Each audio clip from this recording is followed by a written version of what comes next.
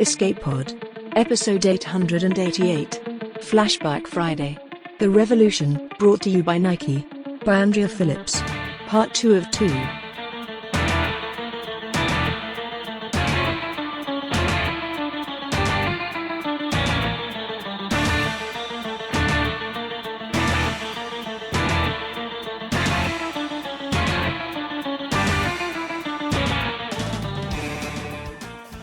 Hello, and welcome to Escape Pod, your weekly science fiction podcast.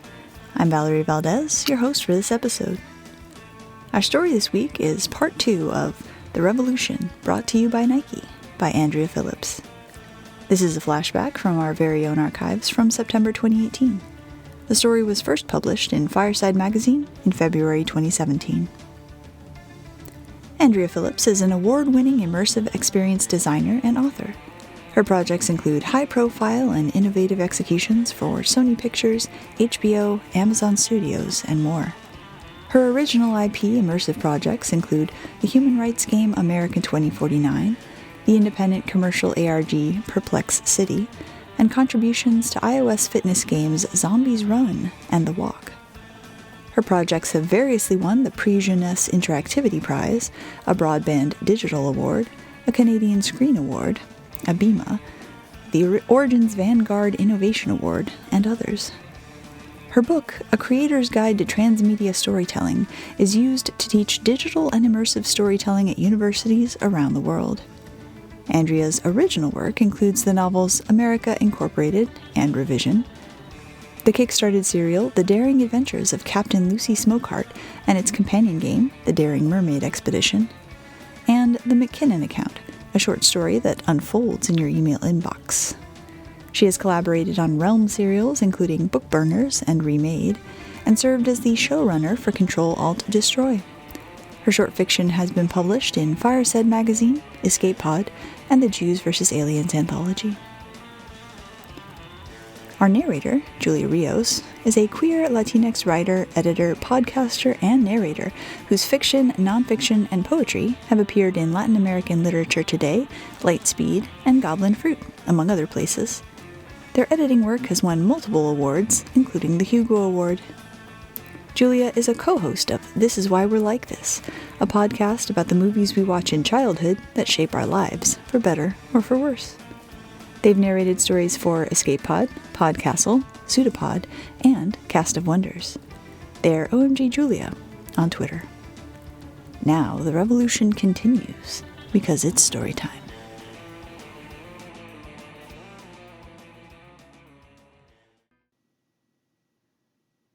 The Revolution, brought to you by Nike, Part 2, by Andrea Phillips. 5. The Launch. Launch day came on a bright Tuesday, amid a flurry of reports that the executive office had pushed through a series of contracts requiring the president's own hotel properties be preferred vendor for all federal travel going forward. Another day, another straw that was somehow never the last one. The first part of Corazon's campaign was the manifesto. That would take about 2 weeks. They seeded a few aspirational pieces of video right away to model the kinds of things they were expecting from legitimate users. In one of them, a gay couple hugged on camera, and the shorter one said, "I'm making a world where love is love is love." In another, a child in a wheelchair looked at the camera with determination and said, "I don't want to die." They also front-loaded the Beyoncé video, a beautiful declaration of strength and defiance. They had enough of those celebrity videos to release a new one every day for the duration of the campaign. It was going to be so amazing. The press went wild. Beyoncé, treason, Nike, the Justice Department, hope, plus something small that people could do to feel useful? The clickbait farms didn't even have to work at the story. It was a done deal from the start. And then all Corazon and her team could do was wait, breaths held, to see what America had to tell them. The video submissions came in slowly at first. 7 videos on the first day, all of them from friends of the team at the agency. The next day there were 40 submitted, and then another 50. Corazon checked the numbers obsessively, monitoring impressions and submissions as if every good submission gave her another hour's breath. The dick pics started coming in on day 4, far and away flooding out all of the legitimate submissions, and the hardcore porn, and the snuff films. The last one shocked Corazon, though she realized later that it shouldn't have. There was an industry joke about TTP, time to penis. Anytime you created an opportunity for people to express themselves, it was a ticking time bomb until the endless phalluses. Photos, video, construction tools. People had made enormous penis monuments in Minecraft and in Glitch, IMSI and Facebook and Tumblr. It was an ancient human obsession. She'd heard there were old Roman fortifications with penis graffiti on them too. Well, that's why there was a moderation team in place for this stuff. Corazon made sure to ply them with a generous supply of coffee and noodles. They were more than earning their keep. Her phone rang at 2 a.m., and God help her, Corazon answered it, bleary-eyed and croak-voiced as she was. "What's going on?" It was Hussein. "The server is down," he said. He didn't sound a lot more awake than she did. "So fix it," Corazon snapped. This wasn't the sort of thing that should have required any effort on her part, and especially not at that hour. Sleep was a precious resource. No, I mean, we've been attacked. We're not going to be able to bring it back up. Nobody knows what those fuckers did, but it killed the platform." Corazon took a deep breath. "Let's go to Plan B." The next day, in 10 cities across the United States, Nike unveiled kiosks for the campaign, manned by street teams. Anyone could stop by and record their 15-second contribution to the final manifesto. Another press release went out, purportedly an apology to the public for the technical problems they'd suffered. It didn't make any accusations on the face of it, but Holiday pulled a few strings to make sure there was enough grist to start an unstoppably delicious rumor mill. Had the feds taken out the campaign in retaliation or in fear? Russian hackers working against democracy? Who hated aspirations so much that they'd try to silence a shoe company of all things? There were lines around the block to submit videos on the first day. The next day, there were people camping 2 and 3 hours before the kiosks opened to get their chance to say something. Corazon made an executive decision and gave the street teams a budget to pass out gelato and energy drinks to the people who stood waiting in line, to get the sensation that, for once, their voice had mattered and the world had heard them. Corazon spent hours sorting through the best videos, the ones the moderators had surfaced for her, and then more hours working with the video editor to assemble them into something with a dynamic emotional flow. It was a tall order. The montage needed to be inspiring, but the kind of inspiring with teeth. It needed to be a projection of strength, a declaration of the possibility of change. It needed to make people angry more than they were afraid. And it worked. The beautiful, curated pieces unfolded in an endless looping stream. It was an intense aesthetic experience, seeing all of those faces, hearing all of those voices talking about their hopes and fears, the things they wanted to change, the things they'd bleed to fight against. The videos played on a 200-foot wraparound display in Times Square and on sister screens in Los Angeles, San Francisco, Chicago, Atlanta, Detroit, Miami, Austin. The microsite was still down, and Bubba's team was struggling with last-minute rebuild, so they moved the manifesto to YouTube and began a series of extensive leaks to Variety, Ad Age, and the LA Times. The president was, it turned out, deeply displeased by all of this. He tweeted extensively about Beyoncé's weight and speculated on the quality of her marriage, insisted New Balance shoes were far superior, and claimed that every video uploaded had been professionally produced and starred only paid actors. No real people felt that way about him. The controversy brought so much more attention to the campaign than it would otherwise have had that they beat their KPIs for Phase 1 by a factor of 20.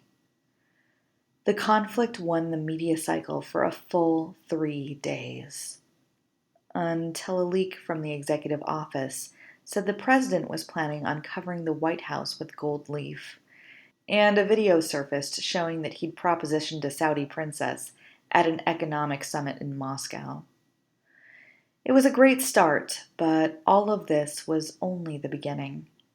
Uniting people in excitement, creating buzz. Buzz wasn't always enough.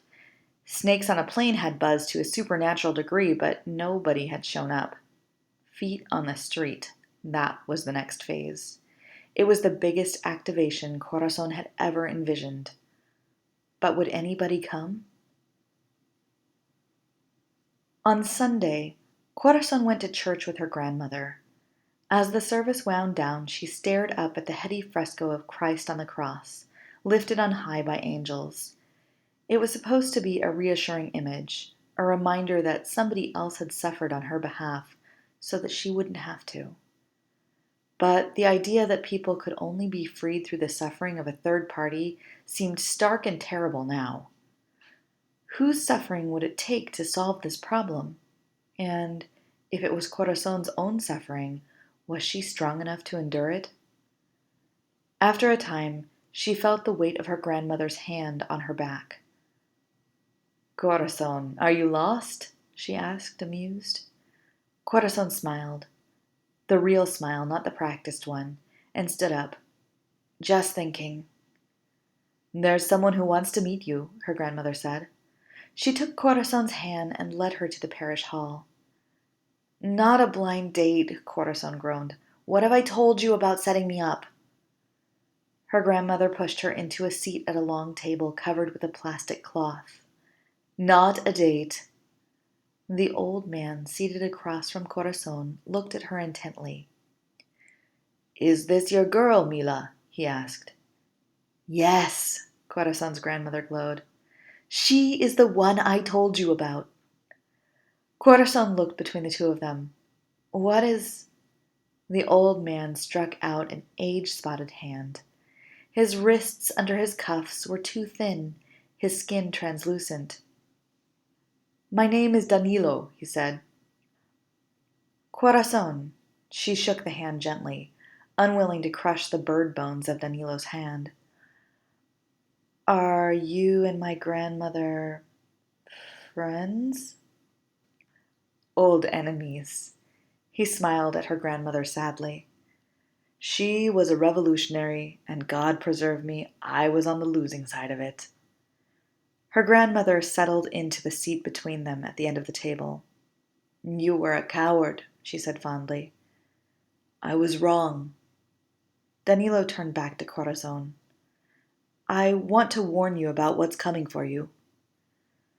Corazon looked at her hands. "I know," she said. Now she switched the genuine smile for the practiced one. This was the part she'd been keeping from her grandmother. What's coming had started to come already. That very morning she'd opened her apartment door to find a decapitated pigeon lying in a puddle of its own viscera. It wasn't clear if it was a gift from a generous cat or an ungenerous spirit, but Corazon had her own guess. And that was only the latest incident. She'd been quoted in that initial launch day press release, and ever since then she'd been buried under a tsunami of death and rape threats on social media, calls to her office phone number, and hacking attempts. She'd lost control of her Pinterest account, not that that mattered so much, and her Metafilter account, which was a lot more upsetting. Two-factor had saved her from worse, so far. "You don't know." Danilo looked around to be sure nobody in the parish hall was too interested in their conversation. He coughed into a withered hand. "They will kill you if they can," he whispered. "Mila likes to talk forever about making people more angry than afraid, but don't underestimate the people who are more afraid than angry. Their fear makes them irrational, and you cannot know what they will do." Her grandmother broke in. "Don't try to frighten her," she chided. "Corazon is too bold to be stopped by you." "I don't mean to stop her." Danilo coughed again. Corazon, be strong. Keep fighting. The world needs you right now. I'm not afraid, Corazon said. She was lying, of course, but her grandmother didn't need to know that. 6. The Revolution. When Corazon got to the agency Monday morning, the offices and wide-open workspaces were completely bare. The screens were all gone, the papers confiscated, even the mood boards Gregoria had put together were gone, and the whiteboards had all been erased. The agency's head of IT met Corazon at her desk. Martina was a sleek woman in her mid-40s, with just the right amount of natural makeup on, just the right 3 pieces of jewelry, heels that were solid and authoritative. She looked deeply unhappy. What's going on? Corazon asked her. But she had already guessed. I can't tell you, Martina said. All I can tell you is that we've had to take your equipment and, well, it was confiscated. Corazon could read between the lines. The agency had received an NSA letter or something like it. The federal government was investigating her. Her clock was ticking down even faster than she'd expected. Phase 2 hadn't even launched yet, not until the next day. What do I do? Corazon asked. How are we supposed to get any work done? Martina puffed her cheeks. We can order in some new equipment, she said. It's not in the budget, but there might be something we can do with the insurance. I'm already in talks with legal. But, she crossed her arms, shifted to the other foot, I've had to terminate your access to all of your accounts for security reasons. Corazon's heart skipped a beat, then another. I see, she said quietly. Am I fired, or... You'll have to talk to Holiday about that, said Martina. I'm not HR. She looked around, nervous, and lowered her voice. I really respect what you've been doing here, she said. I'm really sorry. And then she swiveled on her sensible heel and walked to the elevator. Gregoria arrived in the same elevator as Bubba. They looked at Corazon and each other nervously. What's going on? Bubba asked. Did they move us to another floor or something?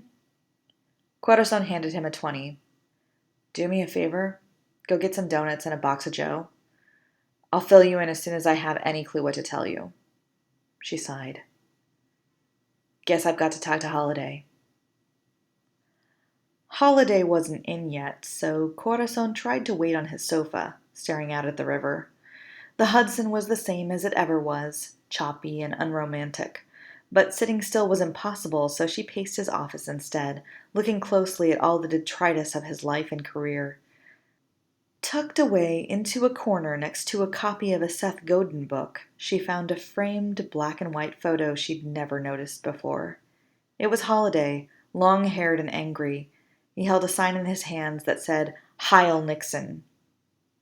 Good morning, Holiday said from the doorway. She jumped.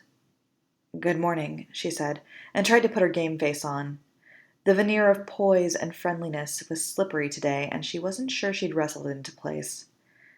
Holiday had 2 cups of coffee in his hands, and he handed one to her. Sit, please. He nodded at the sofa. I guess you've already seen the, operational problems we've run into. She nodded and sipped the coffee, hazelnut latte. How had he known she'd liked hazelnut? Am I fired? She asked. Holiday grimaced. Leave of absence while we review your employment records. He looked meaningfully at the corners of the room. What did he mean? Had the room been bugged? She clutched her coffee tighter. What about the campaign? She asked. There's so much left to... Holiday spoke the next words very, very carefully with immaculate diction. We've been instructed to stop the campaign, he said. Do you have access to the resources you need to pull the plug? He shook his head no ever so slightly. When she caught on, Corazon's smile flickered on. The real one. I don't see how we could. The key art has already gone out, and with all of our records gone, we have no way to know who to contact to change anything. The wheels are already in motion. That's a terrible shame. Holiday sat back, satisfied. I suppose all we can do now is see what happens. Corazon hadn't lied. Tuesday was the launch of Phase 2, and it began with a blitzkrieg of a media buy the likes of which had never been done before in the history of advertising. Buses, video, pre-roll, billboards, magazine and TV ads. The message was inescapable. Everywhere people were, there was Nike. Had enough? Take it outside. And there were times and places for people to gather. But this is where Corazon hadn't asked Nike for a sign-off of her true plans. She'd privately told them they were better off not knowing, and they had trusted her. They only knew she was arranging in-person activations. They didn't know where. If she hadn't been given a leave of absence, she might have been fired for this, because those protests weren't in the usual high-visibility, high-traffic places either. Forget the National Mall. Corazon wasn't interested in just putting on a show. She wanted to shut it all down. Her targets were the White House, the president's hotel locations, his retail partners, government buildings. If she had her way, nobody would get in or out. If anybody showed up anyway. That wasn't an easy bet. Early on, there had been massive protests, glorious ones, but between riot police, the continued onslaught on democratic ideals, and simple fatigue, those protests had gradually died down. Only one way to find out. She went to the grounds where the New York event would start 4 hours early. She already had her event badge, and she had a bad feeling that if she went home again, someone might be waiting there for her. She held her breath, and she waited. The first wave of protesters came on time, almost bashful. They were mostly older than Corazon had expected. Middle-aged people, soft in the middle, tired from working a long day. The street team handed them signs and coached them in chants. The signs were beautiful, the logo subtle. Gregoria had been right. It turned out, and making them pop more would have just been crass. There were a few hundred people, and then a few thousand. Corazon's fingers itched to get information on how protests were going elsewhere, but without access to her agency email, she couldn't coordinate anything. When the second wave of protesters came around 8 p.m., the street team passed out coffee, hot cocoa, and cookies. These were younger and hipper, more diverse, louder. They brought some of their own signs and they made up their own chants. When the third wave came at midnight, the street team had run out of supplies, but by then the protest had taken on a life of its own. Streamers burst through the air, the fireworks popped. Copernic came onto a makeshift stage to lead the crowd in a rousing rendition of the national anthem. Somebody pulled down a stop sign. Corazon watched it float away down the street like a crowd surfer. The giddy feeling of togetherness made her feel drunk and powerful, like anything could happen, like maybe this would work. She didn't go home that night. Neither did anyone else. Dawn came. Noon came. The protests continued. Clusters of people peeled away to eat, to sleep for a few hours, to change clothes, but the gravity of the event grew steadily, and more people arrived than left. By the time 24 hours had gone by, there wasn't a single person in the world who hadn't been exposed to Nike branding through the news media, and just about everyone had voluntarily engaged with either the branded content itself or earned media talking about it. In Washington, D.C., protesters began to sing in front of the Capitol building. The roar was clearly audible even from the White House itself. The president went on a Twitter rampage from 2 a.m. to 6 a.m., complaining about the inconsiderate amount of noise being made, the ungrateful waste of public resources, how the protesters were nothing but a bunch of self-centered criminals and rapists. His Florida residence was rendered inaccessible thanks to protesters crowding the airport runway. The president fled to New York instead, but didn't find respite there either. The protests were on the next night and the next. Nike stock fell precipitously, and then, curiously, it began to rise. The crowd took on the convivial tenor of a blackout or other minor disaster. People standing close together shared water and snacks, and cleared the way for others to make it to the bathroom. A protective cordon formed around a blind woman at an intersection to keep her from being knocked around by careless strangers. The chants and songs continued until people grew hoarse.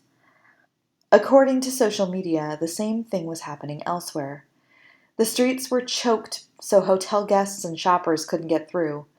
The affected businesses were brought to their knees and kept there, and the protests grew so large that Corazon's careful targeting became irrelevant. Whole cities were brought low. Businesses declared themselves closed because no employees had shown up. The president signed an executive order that all gatherings of more than 5 people were sedition. The crowd took up chants about freedom of assembly. Somebody's magnificent hand-painted Bill of Rights from a protest in Indiana got 80,000 shares in 2 hours. On the 4th day, the tanks rolled up to the edge of the crowd in New York, slim and lethal. A young black man with a megaphone climbed up onto a turret to address the crowd. "You are ordered to disperse." His voice bounced off the buildings and echoed away. "This assembly is in violation of federal law." Corazon's social feed had turned into madness. There were helicopters and fighter jets circling. The photos were blurry, the messages short and frightened. It was the army, the National Guard. It was private mercenaries. Corazon pushed her way to the front and flashed her event badge to cross the police barrier. She stood as tall as her 5 feet even permitted, dressed head to toe in this year's hottest Nike athleisure, and addressed the National Guard officer directly. No matter what happened here, this was a brilliant photo op. Scratch that. This wasn't a photo op. This was bigger. This was history. She tried to tune out the cameras leveled at her to focus on the moment at hand. At that young man with the megaphone, who looked just as frightened and alone as she had felt before she'd started to act. The name stitched to his jacket said Washington. She recited the First Amendment, slow, loud, and clear. By the time she got a few words in, the idea had spread and the whole crowd recited along with her.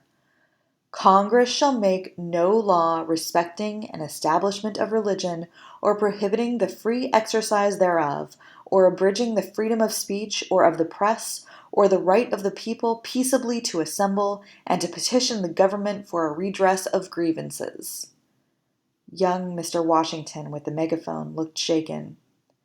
"I'm afraid you'll have to." "Did you swear to uphold the Constitution?" she asked him. He lowered the megaphone. "Yes," he said. "Then it's your job to protect us," she said. "Are you going to do it or what?" Her phone was going insane in her pocket, buzzing like a kicked hive of wasps. Washington raised the megaphone again and turned it on his company. "Stand down," he told them. "Stand down, the people are speaking. They have a right to be here, and we swore an oath." In the end, 100 million people participated in the protests in the United States alone. They took place in every state in the Union, in every city, in every township. Some were organized by Nike, but once emboldened, once they'd seen they were not alone in a willingness to fight, the public took measures into their own hands. 3 weeks, 5 days, and 19 hours after Nike dropped that first video starring Beyoncé, the president went on live television. He was sweating and gray-skinned. He looked like he hadn't slept even a moment since the campaign had begun. Maybe not even since the election. "I'll get to the point," he said. "I resign. It's what you want, so it's what you get, right? You people don't deserve me anyway. I'm the best president, the smartest president, but you aren't good enough for me. You don't deserve me anyway. I quit." Corazon's heart surged. Finally, he'd said something true and honest. The people didn't deserve him. They deserved something much, much better. As a parting shot, he flipped the bird on a national broadcast. "Fuck Nike," he said. "Bunch of assholes who sell ugly shoes made by toddlers in Singapore." 7. The Postmortem. At last, Corazon collapsed into her grandmother's arms. The adrenaline of a week finally gone and leaving her more than halfway to hallucinating. Her grandmother guided her to the guest bedroom and helped her out of her jacket. She stroked Corazon's hair gently in the cool and dark. "Sleep. You deserve it." "I will." Corazon lay down, rested her head on her grandmother's knee, and closed her eyes. Her voice grew faint and blurred. What happened after the revolution, Lola? Her grandmother's hand stilled. It was ugly for a while. There were more protests, fights, people were kidnapped. But even that was better than it had been before. We were free. But things got bad again, didn't they? So you emigrated here? She was all but asleep now. Her grandmother sighed and eased out from under her. The fight is never really over, Apo. You have to keep at it. The bad men never go away. They only wait till you let your guard down. Corazon was completely asleep by the time her grandmother clicked the bedroom door shut. The vice president was sworn in the next day with very little pomp. The national zeitgeist took on the spear of never again. There was even talk of a new constitutional convention, surprisingly from the right as much as from the left. It had been a good run, but now everyone understood that there were flaws in the system. Corazon woke up to find her personal email had exploded while she was occupied with making history. She'd already received invitations to give case studies and presentations around the globe. She was invited to give a TED Talk, invited to join think tanks she'd never even heard of before. There was an email from Holiday, too. It was brisk and impersonal, but she knew better than to take that to heart. Upon review of her work, it said, the agency had decided that she should be entitled to as much vacation as she needed right now. But her job was waiting for her when she got back. Oh, and Nike had asked for her specifically to be the new creative lead on their global strategy going forward. They were going to sell so many shoes.